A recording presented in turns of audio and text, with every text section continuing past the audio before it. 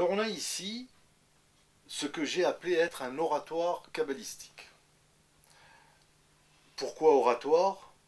Parce que on va faire un rituel à base de prière. Pourquoi kabbalistique? Parce qu'il va employer des préceptes de Kabbale. Pour ceux qui ne le savent pas, la Kabbale, c'est l'art de recevoir et de transmettre. On reçoit quoi? Le message divin. On transmet quoi? Le message divin. Pour pouvoir le recevoir et le transmettre, certains pourraient avoir besoin de débloquer en eux certains canaux, notamment des canaux de sagesse. Alors cet appareil, totalement inventé par moi et mis au point par moi, permet, je dirais à 99% des gens, de parvenir à la réalisation totale de leur spiritualité en clivant les mauvais côtés et en renforçant les bons, simplement par l'utilisation des rituels à partir de cet oratoire. Cet appareil paraît très simple parce que de toute manière tout est marqué en arrière et tout est marqué également au-dessous. Vous voyez? Voilà. Ça c'est un modèle 2009, il y a eu les modèles 2007 et 2008 qui les ont précédés. Chaque appareil possède un numéro de série, ce qui permet de définir premièrement les particularités, de les collationner sur un dossier spécial et d'assurer une garantie de fonctionnement. Dans le cas où l'appareil ne fonctionne pas, il est tout simplement changé, sans autre forme de procès. Cet appareil n'est pas un appareil de magie.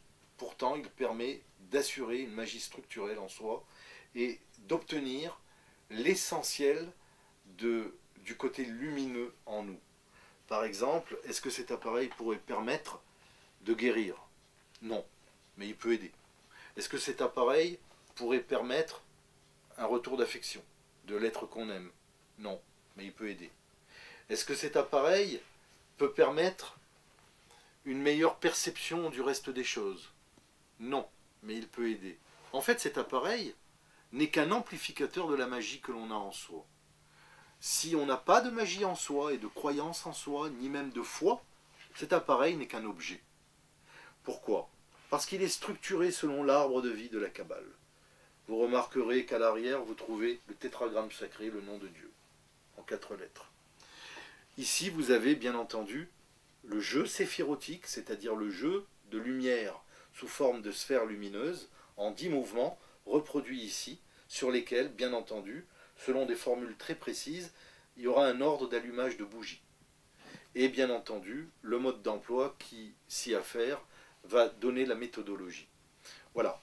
Alors, sur le nombre de personnes à qui j'ai proposé au départ de l'essayer, on va dire que 90% étaient satisfaits, 10 demandent à comprendre.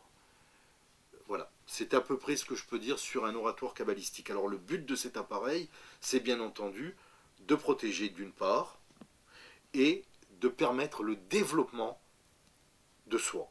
C'est donc un appareil de développement de soi protecteur. Il est réalisé en matériaux simples, comme le bois, comme le laiton, comme le cuivre, comme le cristal, et quelques matériaux connexes, comme des encres, qui sont des encres naturelles. Et bien entendu, la réalisation de cet appareil a été faite selon des heures planétaires, dites heures planétaires magiques, et selon des jours particuliers en fonction des lunaisons. Il obéit donc à des principes de fabrication correspondant à un cahier des charges extrêmement précis.